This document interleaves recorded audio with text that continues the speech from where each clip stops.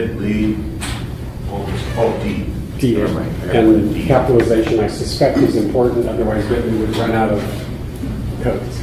Anyways, it worked last time I checked it, so hopefully it's still working. It's working now. Okay, welcome. I'm Gregg Marshall. A little bit about me, just so you get some idea of where I'm coming from. I started using Drupal back in 2006, so roughly 10 years ago.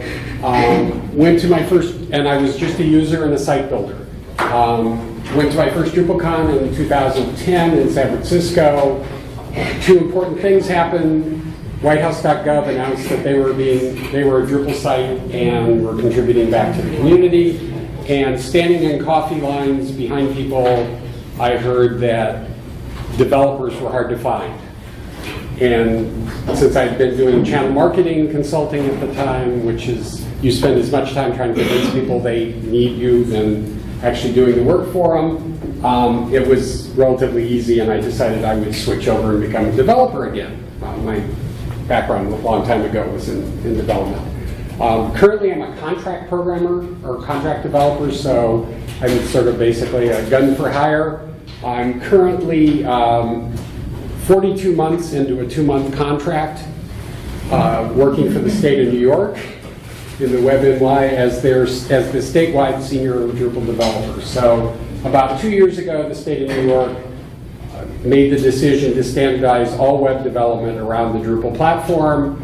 We're in the middle of developing a Drupal 8-based distribution to run on Site Factory that will support hopefully about 90% of those websites that way. I also happen to be out there, Grandmaster, and I'll be aided by my aide Jackson, who will make no sense to you at all unless you someday buy the book and read it. But Jackson plays a role in the plot of the book.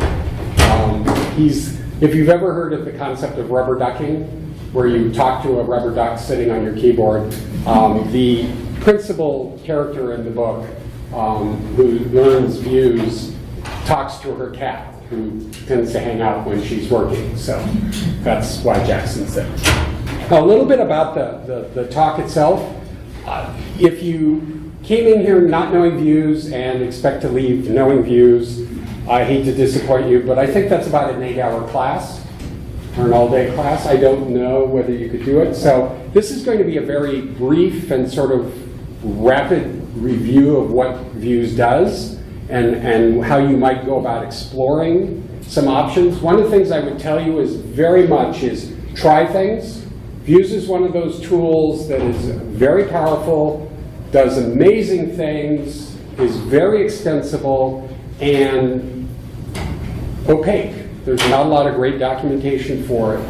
And so as you experimenting and trying things and saying, that doesn't work, I wonder why, is where you're actually going to get a lot of the skills that you're going to learn. But let's start off at a very basic level. A lot of people go, what is views? Because you hear it talked about as views. And in reality, it's a module.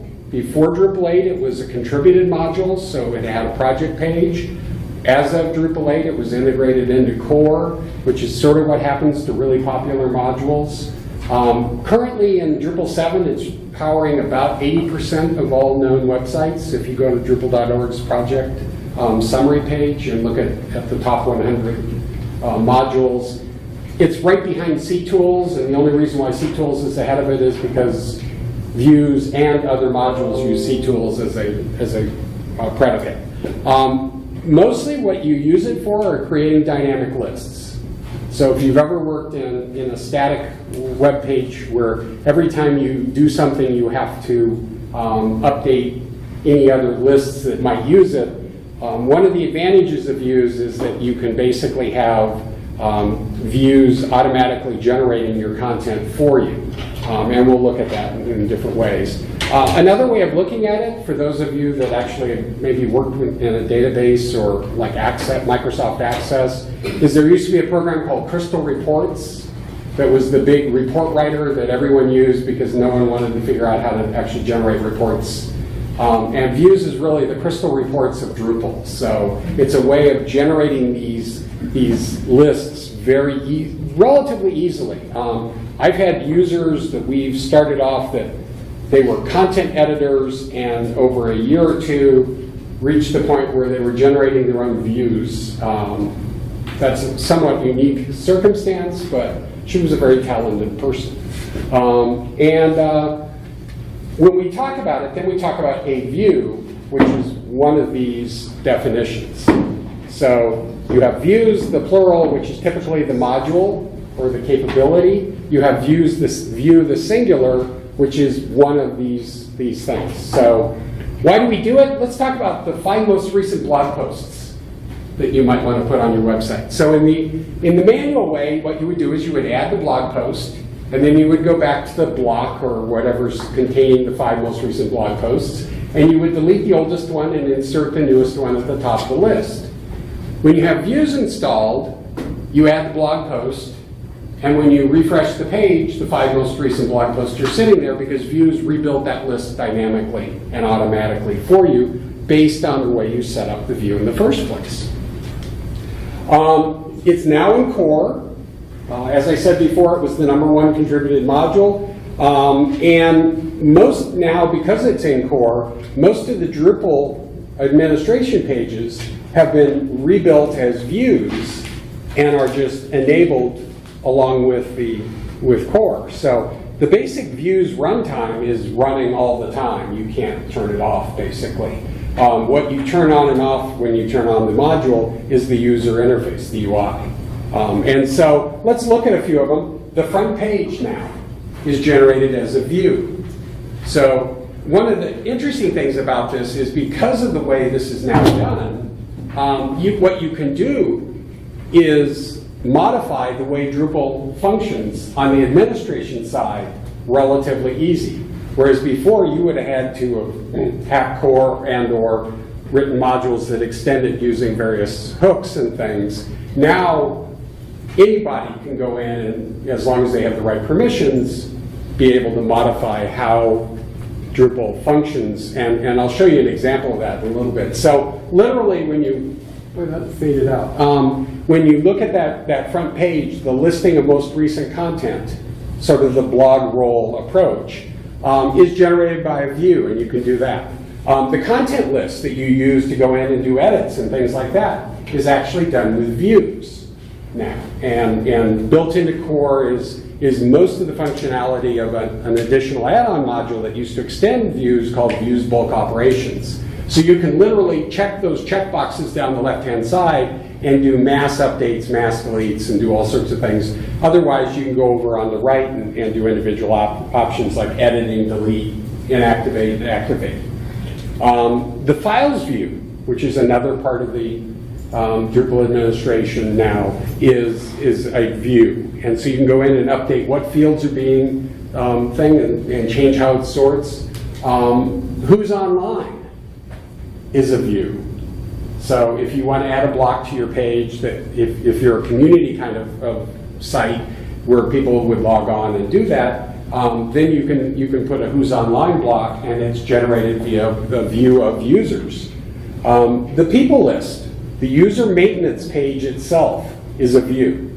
So the way you maintain and add and delete and manage your users within Drupal is done through views. So basically, views now is an integral part of every Drupal site, Drupal 8 site, even if it's not something that you're going to use. So you're going to use views no matter what, just how much of it you're going to use.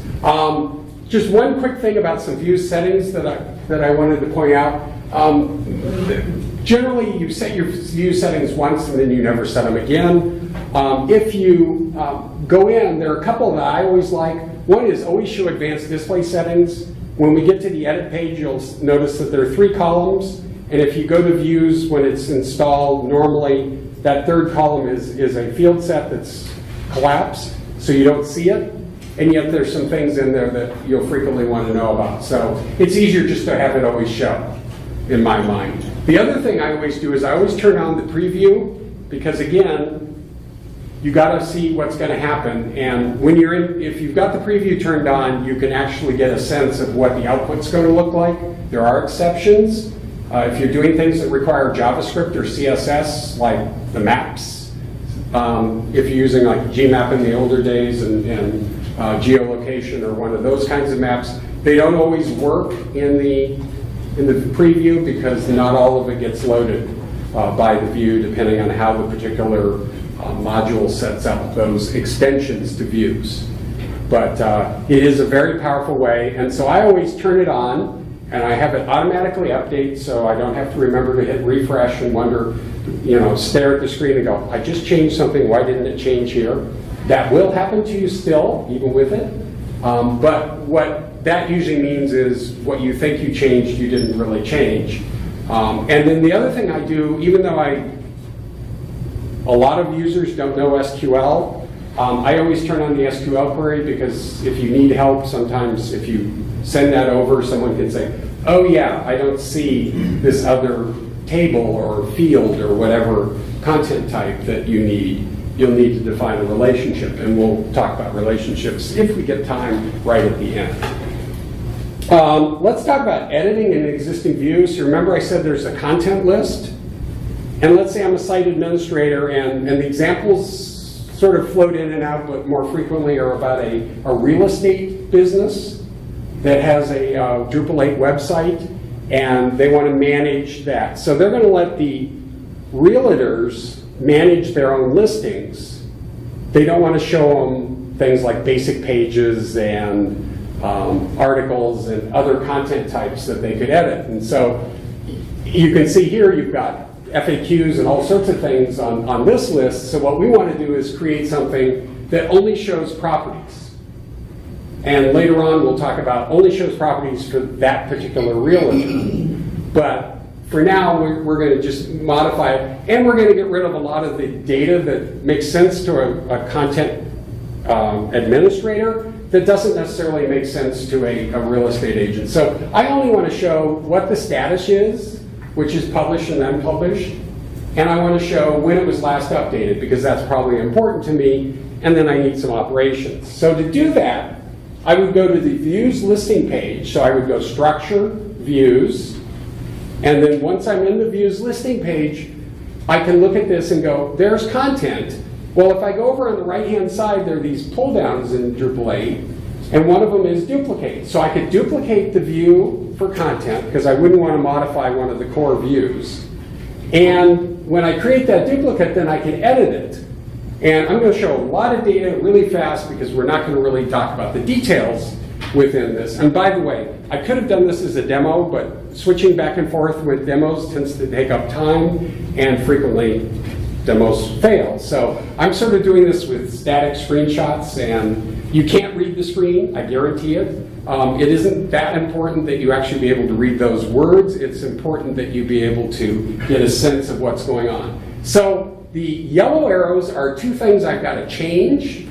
The red arrows are things I'm going to delete. So what I'm going in and doing is basically deleting some of the options that were available in the original content screen, and I would do that just by clicking on them, and down near the bottom is a link called Remove that happens to be red, to give you the idea that you're about to do something that you can't change.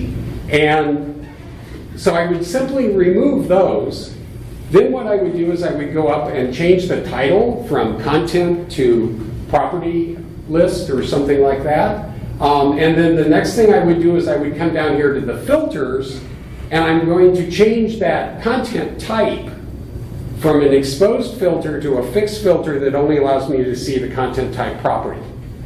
And so that's really all I'm doing in this to do this. And so what I end up with is a administration page that looks like that preview, that's very simplified, that I could then, and in the middle column, which I'm not showing, I can change the permissions. So I can make it so that the realtors can get to that page, but they can't get to the full content page. So all those things are available very easily by modifying an existing view. So now all of a sudden I've made it much easier. So if we look, there's the content screen, there's what the property maintenance screen looks like in that first column, and you can see where the fields have been deleted and the other ones have been changed. So it's a relatively easy change, save, and now you've got another view that is different. And generally I would say you want to minimize the number of modifications you make to a view, it's time to make new views. So you would duplicate existing views whenever possible, create from scratch when you can, but you don't want to add a lot of, and we'll talk about it in a bit, a lot of displays to the same view. I know some developers seem to think that for every content type, they should put every possible display that goes with that content type in a single view. And that gets really hard to manage because so many of the things you can change inside a view, you have to remember to set whether it's going to be global change on all displays or just this one, which is called an override. So by keeping them separate, you minimize the risk of doing that. Now, one of the things that makes views very powerful is structured content. And I'm not going to go into great detail about that. David did one yesterday about that. But in Drupal 7, we added fields. Before that, it was called CCK. But it allowed you to have the ability to do like texts and numbers. And instead of this blob called a page, you can structure your data and use it in different ways. You can slice it, dice it, make Julienne Fries. And none of you are old enough, well, none of you are old enough to remember the Popeel pocket. Anyways, and so the other thing you can do is you can get field types that are added by contributed modules. One of my favorites in Drupal 8 right now, only because location isn't there yet, is a thing called geolocation field. And so geolocation field, for all practical purposes, adds a latitude and a longitude to a content type.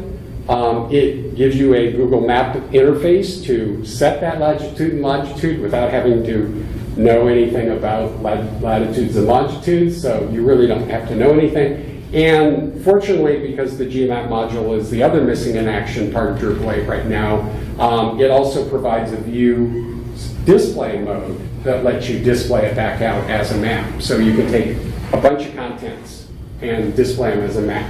The other thing that came up in Drupal 8 that's really powerful, that was in Drupal 7 as contributed modules, is the idea of relationships. So I can have one content type basically reference another content type in a one-to-many kind of relationship or a one-to-one relationship. So that saves me having to have duplicated data everywhere. So you could imagine if you had a property listing and you had to have the fields for the realtor, and that realtor quit, and now you've got to put a different realtor in. If he was selling 100 properties, you'd have to go in and update 100 different properties. With relationships, you go in, you update the one realtor field, and you're done. You've got it set. And so this is, don't even try. This is just an idea that shows you the concept behind what would be involved if we were doing a real estate site. So you would have, for a property or something for sale, you would have basically addresses, geolocations, some pictures of it, a description, the asking price, the number of bedrooms, the number of bathrooms, sort of the stuff you'd expect to see on a Zillow listing. And then you would have some other files. You would have one called the owner file, which are the people who are selling it, or a company that's selling it. You would have a realtor file, which looks suspiciously a whole lot like the owner file, except different. One's a realtor, one's an owner. And then you might have open houses where you're gonna maintain a calendar of open house for all the various things. So, you might end up with something that looks sort of like this. So you've got the property in the middle. It's pointing to property owners and realtors, which are content types you've created. It has a county and a neighborhood, which are taxonomies, which really are just now sort of specialized content types in Drupal 8. And then you have open houses, which, in order to illustrate some points later, not in this presentation, but when I was writing the book, is actually got its relationship running backwards to what you would expect. Yeah? Are those tables? Those are sort of just the tables. You can't really call them tables in Drupal because each field is a table or two or three. So the way Drupal stores it internally, but if you think of them as content types with associated fields, that's the way, and this is the relationship between those content types. That's pretty much what we're talking about. And again, I don't want to go down the rabbit hole of the exact structure and the exact content of it. I just want to get you that sense that there's all these related information passing around, because that comes up later. So let's talk about how we're going to build a view. And a view is basically made up of several things. One is the base or the view type, and that is when you create a view, the first thing you say is, I want a view of something. It might be content, it might be users, it might be taxonomy terms, it might be blocks. Believe it or not, with the way that Drupal 8 handles blocks now, you can do views of blocks. I'm not quite certain I've figured out what you would do with it, but you can do it. Then after that, you have displays. And what a display is it's a page or a thing or a block or a different mode of displaying it. Inside that, you have a format. It might be an HTML list, it might be a table, it might be a grid, it might be a map. And then inside that, you have the display type, which is typically like, am I doing a display of content, or am I doing a display of fields? There's some other options. I can do revisions. I haven't figured out what to do with those really yet either, but occasionally I can see the use of it. And then you filter. That lets you select out which ones you think are important, and you sort, which tells you the order that you put things out in. So those are the parts of the things you have to define. So when you create a new view, there's a wizard page that shows up, and it's an expanding form. So I'll show it to you in a second. It's a deceptively simple looking form until you start checking the boxes. And then all of a sudden fields start appearing, and it gets much more complex. The other thing is it only handles the really obvious use cases, mostly pages and blocks and feeds. It doesn't handle like embeds and some of the other options that are available. So when you create a new view, you'll go to the views listing page again, you'll click on the add new view, and it'll ask you some things like what's the name. That's important because Drupal's going to translate that name into its internal name. You can add a description by checking that little box, another field opens up. Which is sort of handy when you're looking at the views listing page, figuring out what you're looking at. The view settings is really where you define the view type. So in this case, I want to show content of type all, which probably wouldn't be a great option, tagged with, and sorted by. So it lets you set up some of the filters and sorts right now, or you can just sort of ignore them and go back later and add them later. And then create a page, create a block, or create a REST export, because Drupal 8 does REST in core. And so normally you do something like create a page, and Jackson's pointing it out to us. So that's what happens when you click that box, create a page. You get this long set of questions, which basically asks you, the things you need to know. So how many items per page do you want to show? Paging's built into views. It's automatic. So you can show 500 items 10 at a time and have it work that way. You can also, with additional add-on modules like infinite scroll, literally say, I want to show the first 5 items, and as I scroll to the bottom, you'll just keep adding 5 more items to it. And it's sort of like the Facebook or LinkedIn or a lot of the modern websites will only show you a little bit, but as you scroll, it just keeps going. And it's like it never ends. And we can simulate that using views. Most of the rest of it's just information about how you're going to set it up. And once you get, oh yeah, there, I knew I had something. So I picked the display settings, and I can also link it into a menu. So I can, from the initial setup, have it automatically appear in the navigation of your site. So there are all these things that you can do from within views. And in this particular case, I said, let's also do an RSS feed. So the view type, these are all the various view types you can do. So I'll tell you that about 95% of your views are going to be that first one, content types, or content. So you do views of content is the most common thing that you'll ever do. Content revisions basically let you get in. Drupal can be configured to automatically save a revision every time you make an edit. So the idea behind a view of content revisions is that you could perhaps show all the various revisions for a particular page. and that would be useful probably on the administrative side. I can't imagine what you would do on the user side for that. Log entries is another one that's new to Drupal 8. You can actually build views that replicate the watchdog log into and let you configure it and do all sorts of bizarre things with it. Taxonomy terms users now, which is interesting. And again, all your blocks can be done that. And if you have contributed modules, they'll frequently add different kinds of types. So like when I wrote a Drupal 7 module that added integration with Goodreads, you could do a view of Goodreads books because it was storing data in an external table. There's a way to define that external table to views and then use the views report writer once you're using it. So once you've done that, then you set up, you'd have a display. Page and block are about 95% of it. Master is always there. It's just part of the thing. It disappears as soon as you create something else, normally. But there's a setting on that settings page that says always show master. And if you do that, then the master display option will always show up. It's relatively rare but very powerful to use attachments. So you can have one view, one display within a view attached to another display. So in the example, we had the property listing, and then attached to that we had an open house listing that showed you the open houses that went with the properties that were being displayed.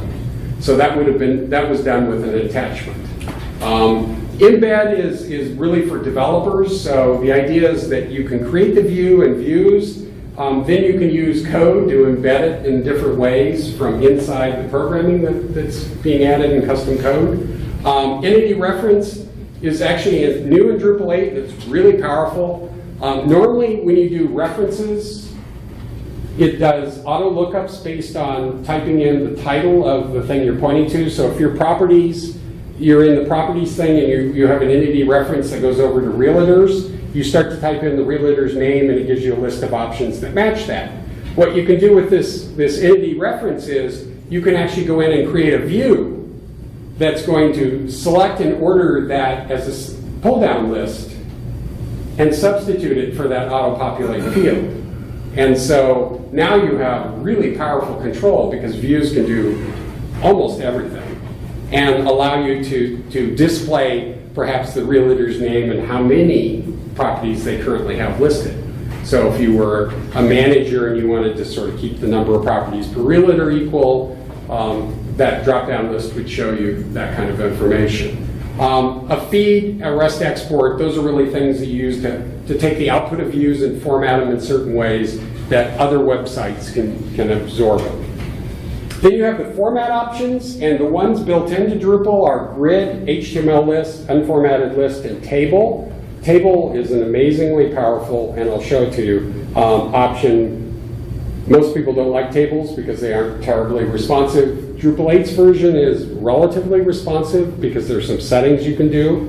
But in addition, that's where most contributed modules tend to do their thing, is add more format options. So you can do accordions. Click on a title, it opens up and it's got stuff underneath it. Click on a title, it closes, kind of thing.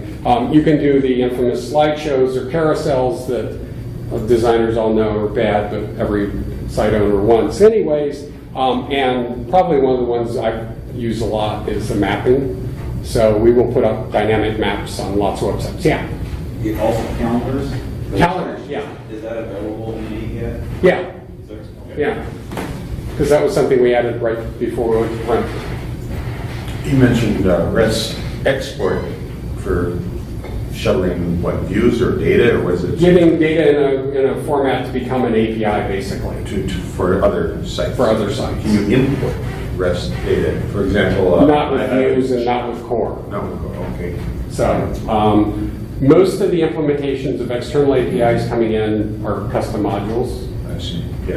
For example, So far. Windows, SQL, Azure, I'm asked to import that into the site. Yeah, probably you would end up writing a custom module to do that. I've done several of those. And, all I can tell you is the best documentation for the file that lets the interface get defined is hiding somewhere in a patch submitted by WebCheck on the views I mean, it's just this really bizarre way of finding the documentation. But anyway, so then formats have options. So in the case of a table, you can see there are lots of options. You can order how the fields come out in terms of columns. You can literally stack two fields on top of each other in the same column and give it a separator, and it'll do that. So you can take things like, I frequently will build views and I'll use the date twice. Once formatted only as the year and once formatted only as the time, because that gives me more flexibility over the exact formatting I want to use. Plus I'm often using that for sorting in other times. So those are things that you can then append them back together in the way that you want them instead of the way PHP thinks you should. And all sorts of things. So what you end up with then you go into the next thing, which are typically fields and teasers or full content. It's relatively rare to do views of full content because you can imagine I want a listing of 10 pages of full pages. That would be a very long listing. So you'll either end up doing something like the front page view does, where it only shows the teaser, which is a trimmed or summary version of that page, or more likely than not, and I would say in personal experience, 90 to 95% of my views are built with fields, because if I build it with fields, I can do what I can do with the other display options, but I have a lot more flexibility with fields. So the idea with fields is you can go in literally and just add the fields that you want to display, and depending on whether it's a table or a list or a map or whatever it is, you can define what's coming out. And if you structure your data, you have a lot of control. If you're doing blob pages, you really have no control over what you can select, and you can't slice and dice and do interesting things with it. And then every field setting has a number of options, and so you can have the label appear, you can have the label not appear. You can, so like tables, labels are really good. When you're doing lists or plain text, labels are frequently not something you want to see because that's just ugly. And you can, in this particular case, it's a date, so I can pick how I want the date formatted and what time zone it's actually going to be using. And then there are a lot of other options. Each of the style settings, rewrite results, no results behavior, and administrative file, each open up options and options. So you can spend lots of time exploring and playing with those. One other one that I use a lot is right underneath create a label is exclude from display. And what that does is makes it disappear. And why would you make something disappear? Because you're going to bring it back in later. And we'll talk about rewrites, hopefully, if I get enough time. But we're going to talk about rewrites right now. So if you open it up, it becomes this huge option set. But basically, with field rewrites, what you can do is you can say, I've got this field, and this field, but I really want to put them in a sort of unique ordering. And so what you can do is rewrite, you exclude them from the display, and then on the very last one that you're going to use, you say, I want to rewrite this one. And so instead of, let's say I have a URL, a title, and an image, and I want the image to be the clickable link, not the title. So that's not something normally easily done. So what I can do is I can literally go in there, and then in the rewrite field, where it says text, where the red arrow is, I can write in the HTML codes using replacement patterns that have the pattern double bracket, which when you get a little deeper into Drupal 8 is twig syntax for a variable. So I can take the variables that were defined, as long as they're defined, they're on that field list above me, and I can use them all, and frequently several patterns. So if I get down here, it says neighborhood or the raw target ID, which is the taxonomy term ID. Not always too useful, but sometimes could be. And so generally you'll get the information you need. You can then put it back together with href tags and other HTML constructs to create a much more complex thing. And this is way beyond the beginner's thing, but it's just one of those things I found by accident that I'm just so amused by. You can actually put anything that you can put in Twig inside that box. So Twig has a control structure capability to let Drupal do some of the things it needs to be able to do to make that work. Twig is the templating language now that's used for when you generate themes. And so literally, I could have a field that says title and have it come out as the letters of the alphabet separated by asterisks. And actually, one useful application of this I could see is that basic thing modified slightly could give you one of those A, B, C, D, E indexes across the top that would let you select a single letter's worth of things, and then you could have a contextual filter that would drive off of that to select only those letters out of a bigger list. So you give them the just pick a letter option at the very beginning. Yeah? With Drupal 7 views, the syntax is a bit different. It is. Those variables, because It's not square double, brackets. It's one bracket, not two. So what happens if you export a view? Well, it's like, as I understand it, you don't quite You have don't the export views and capabilities of import them, you have to rewrite them. Okay. Yeah. They really aren't compatible enough because there's enough different. To be very honest, I haven't actually tried it, Yeah. but I would expect things like that to disappear. I don't know whether they made internal changes when they did the port. The good news is about 90% of what you learned for Drupal 7 views is applicable to Drupal 8 views. In fact, probably one of the things I should have put on the book, we didn't think of it until after we printed it, was the, or at least gone too far to change it, was a lot of what you learned in Drupal 8 also goes back to Drupal 7. Although Drupal 8 has some nice features that you don't have, like the entity reference display option is just not there. Yeah, It's just not part of it. So. you can do it, but it's a little bit more tricky. Yeah, you can do entity references. That's not a big deal. But to actually use a view to generate the selection options for an entity reference requires a contributed module. Yeah. I'm not certain it's so. Okay, so now we've got the data. We've outputted it in the more or less order that or format that we wanted. We've modified the output some and rewritten the fields and done things like that. So we've got 10,000 properties in our real estate agency. If we simply just output a view of those, we're going to end up with 10,000 listings. That's probably not too easy to manage. So maybe we want to come up with some way of filtering it and narrowing that down. So the next block down in the views edit screen, if you notice, there was fields because I selected the field display format. The next thing I would have would be filters underneath that. And a couple of filters are automatically added usually when you generate it with the wizard. One is status equals published, because most people don't want to display unpublished content on lists.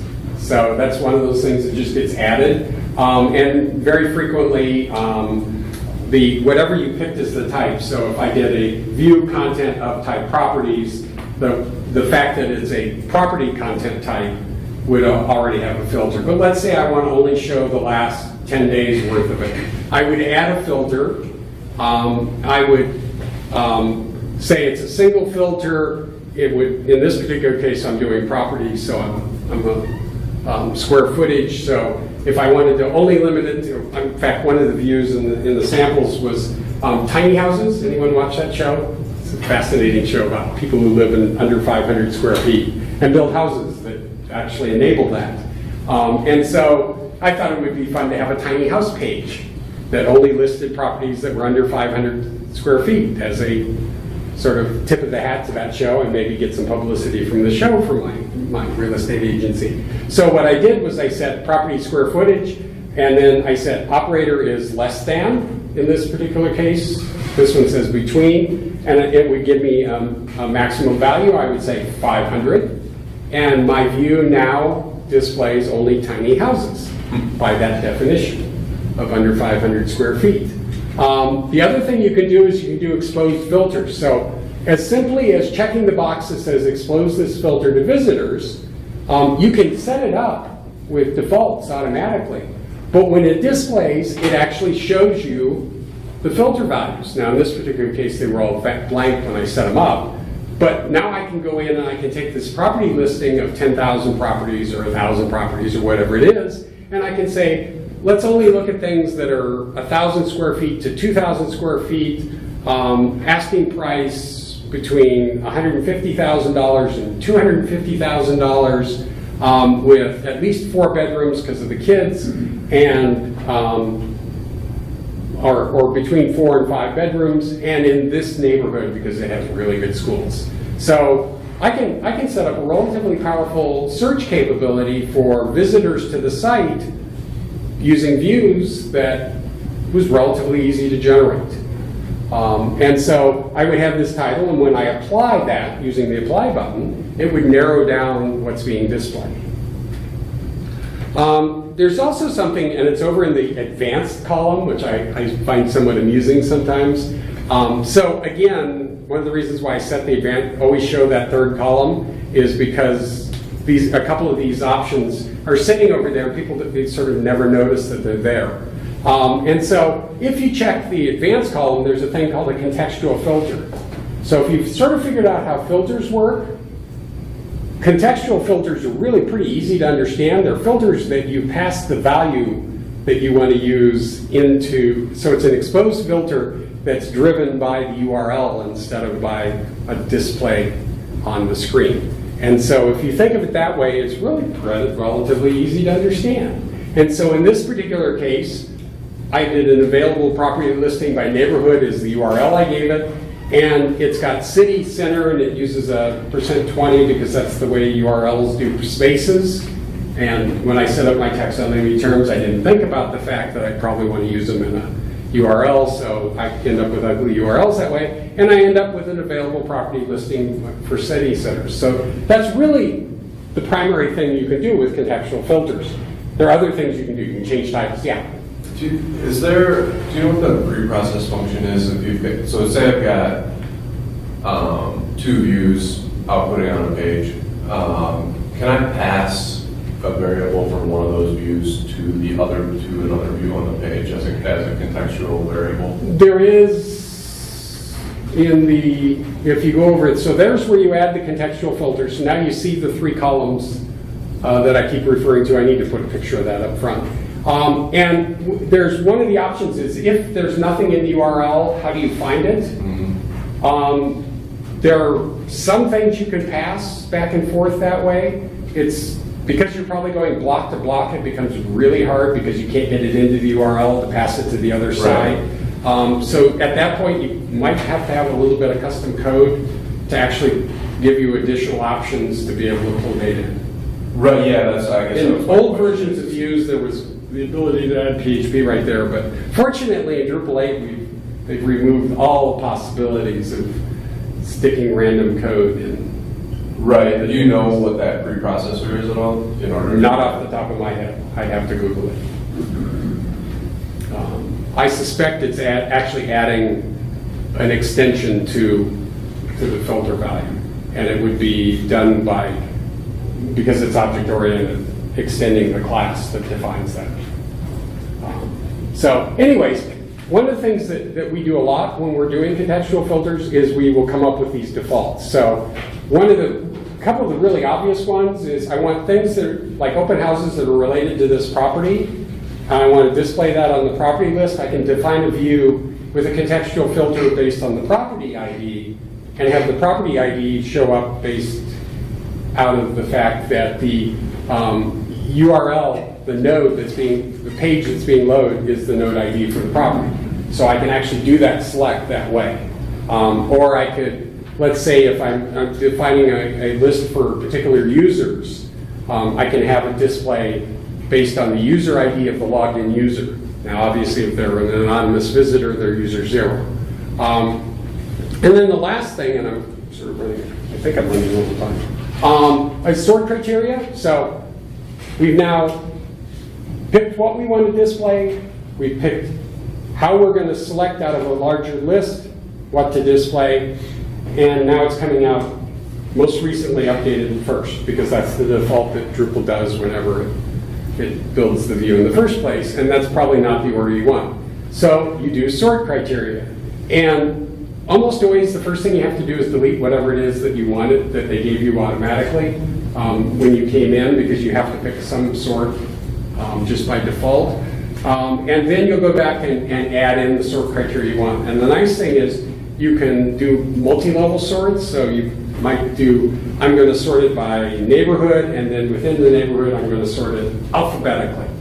That might be the best way to display it, I don't know. But, so you can set it and have these sorts stacked on top of each other. And that's what, when you see more than one sort under sort criteria, it's a multi-level sort. So the first sort's going to do, and then if it finds duplicates at that level, it'll go to the next level down and sort that way. And you can stack them as many levels deep as you'd like to go. I've never really noticed if there is a maximum. I can't imagine. Drupal just doesn't seem to do things that way. And so, as an example, we might want to do it based on the author date, when it was actually created in the first place. And so I can sort ascending or descending, and I can pick the granularity I want to use. And again, where that granularity really becomes useful is if you've got other sorts underneath it that you're using. So I might say, I want to sort everything within a month together, and then sort alphabetically within that month. And so by setting the granularity at a month, I could then go back and set a second sort that would use a different field and sort a different way to do that. Does that make sense? The last thing sort of we're going to talk about briefly is relationships. And so remember I showed that diagram. There's the property and the owners and the realtors and the open houses and taxonomy terms and all those things. What you'll find, you'll go to add a field, and it'll give you an inordinate amount of data that you can pick from. A lot of it is sort of surprising. Oh, wow, I can actually display some of this stuff. Like, how big is an image by pixels is one of the things you can do. But frequently what will happen is you'll be looking at this list and you'll go, I don't see the data I want. Or you'll pick what you think is the obvious thing. I want the title of this one. And what you get is the title of whatever you define the view of. So if I got, let's say the address is the property title and the realtor's name is the realtor title, I'll select title thinking I'm going to get the realtor's name, and I get 2 copies of the property title because I'm seeing that again. So what's happening is it's focused only on the one content type that you selected originally that you're doing the view by. You have to go out and literally tell it in 2 steps to use the right data. So the first step is you go out and define the relationship, and that's what you do at this step. And so you come along and there's some lists, and they're very long. I mean, it's amazing what you can build relationships on. Not all of them work. So just because it's displayed means that it'll actually produce a result that you might expect. The way these displays get built is based on patterns.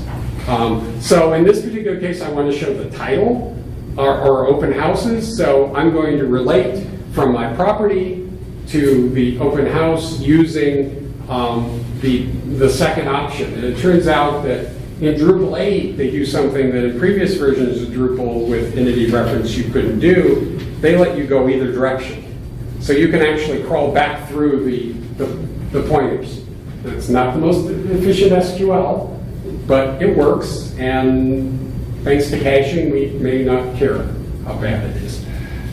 So in this particular case, I'm going to go from the property back to the open house, crawling backwards through it.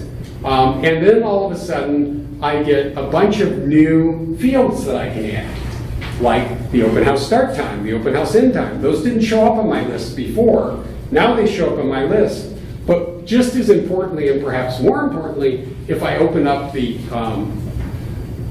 title that I think was going to be the realtor or the open house title, I can actually now go in and by picking the relationship to say, follow this relationship and then use the fields, it'll actually pull it out. A very common... different than 7, because 7, I think you just go in the relationships and you kind of make the relationship and then you go back to the fields. And that's what you're doing here. So you're skipping you're kind of seeing it all in one place. No, it's still two steps. I created the relationship from one to the other using the third column. Yeah. And then I go into the field and I select the relationship underneath the Okay. relationship All right. field. So that works still the same way. Okay. About the only thing that it does differently is the fact that without additional modules, it basically lets you go up or down the relationship without. You do have to specify which direction you're going. So it hasn't quite gotten automatic in that way. And so in this particular case, I need to use an open house. So if I don't specify it, and this is a very common thing you'll see when you're debugging, is you'll set it up and you'll go, nothing there. It's a blank, if it's a table, blank column. Why? Well, very frequently, if it's a field coming from something else, you forgot to set the relationship in the field setting. And so while you define that relationship and you picked a field that can only exist in that relationship until you actually say, draw that connection, it'll just display blanks. It'll also let you select fields that you can't display ever, and they just come out blank. So you can pick literally things out of content types that have nothing to do with what you're doing and throw them up as fields. They just can't produce any data there. So those are a couple of the really more common things I've seen people do when they're building views. And so what it shows like now, if you notice, I've got two titles. One is title, which is the address. So that's what I've renamed my title on the property content type. And the other is title, which is the realtor. And in this particular case, I'm only using it for the relationship. I'm actually doing something with rewrites in the next field. So you'll notice that it's hidden. So I've actually checked that box that says exclude from display. And that gives me the ability to do that. Other things we can do that are in that center column, basically, is I can define a menu setting for it. So I can pick a menu to put it into, and I can pick where in that menu it's going to go. So literally from inside the view, the navigation gets defined with it. I can define the permissions. So do I want anybody that visits the site to be able to use it? Or do I want only administrators to use it? Or it's Drupal permissions at that point. Either role or specific permission based. So if you've got custom defined permissions that are being used for other reasons, you can use those permissions inside your views. The header, the footer, so remember we made a list of things. Now we might want to put some text at the beginning or some text at the bottom. You can define fixed, basically more or less fixed. You can do some substitutions with replacement patterns that are predefined. So you might be able to say displaying 632 items in your header using those relationships. And then you can go in and you can define the pager. And so the default pager has the usual 1 to 10 and arrows and what page you're on and all those things. That's considered relatively heavy because it requires full SQL queries to basically calculate on every page load. There's a thing called a mini pager, which used to be a views light pager, that basically removes I don't know how far in I am and I don't know how far I'm going, but I can go forward and backwards and home and the beginning and the end. And that's basically all you can display. But and contributed modules can change that. So like the infinite scroll, the pager becomes this infinite scroller. So it just keeps going. Now, infinite scroll is a one-directional pager, so it keeps adding, but it'll never take away. It just makes it bigger and bigger and bigger. And so those are things you can set.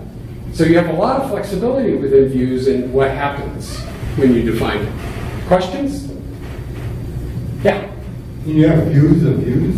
Yes. Say, for example, you have what's new? You have the new users, new blogs, new forums, stuff like that. Yeah. Now, normally you would do that with, like, let's say, attachments, what you just described, but you can also have a view field. So in one of your items is another view. So let's say I'm doing the properties and I want to put the open houses for each property. I could have a view that's in there that actually is defined by another complete view and inserted as if it were a field. I think that takes a custom or a contributed module. Other questions? Yeah. I'm just curious about I use this module, views conditional all the time with Drupal 7, and it's not being ported to Drupal 8, but I'm wondering if the functionality is in there somehow. What the views conditional does is it's like there's that global custom text field in views, in View 7. And views conditional just adds an additional, it's a field where you can say, if the field value is X, display this, else display that. And it gives you If several it's a options. field, if it's a field thing, given the power of Twig templating and the fact that we just sort of accidentally discovered you can put full Twig template language inside that rewrite field, I'm guessing that you could do it with that rewrite field With the, using the Twig if then else statements. So it's very interesting. I discovered that very late in the book, and one of the there's a section in the book where I talk about how to do if then else rewrites and how you could stack them together, and basically you work backwards. You start with else and work your way through ifs, and when one of the values appears, then it overrides it ignores all the others. Otherwise, you're depending on that. There's one that says if there's no result, do this. And so, once I came to this other thing, it's like, yeah, all that's sort of useless. I just put it all in one rewrite rule at the end, and just with Twig, be able to basically create very complex. well, and that's different Conditions. than what views conditional is, because you have to do, it's like for each condition, you have to make a separate field, and then you know. I think the only thing Twig doesn't give us is the equivalent of a switch statement. Although, to be very honest, I've not read the actual Sensio Labs Twig documentation. It might be hiding in there, and I just never noticed. Other questions? So you keep saying that the rewrites are at the end. Do they have to be like the very last one, or No, they could it just be have like to. something and then that's it, and then rewrite it? The and then rule something else? on rewrites is when you do a rewrite, you can access any field that's in the list above you, But not below. but not below you. So they don't show up. So if you get to the point where you go, I want something and it's not there, reorder your fields, because most of the time you're rewriting hidden fields anyways. Just drag all the hidden fields up to the very beginning, and then they show up wherever you want them. And that's the easiest thing to do. Other questions? Comments? Snide remarks in the last 60 seconds? Okay. I don't have enough to make a salad, so I guess we're done.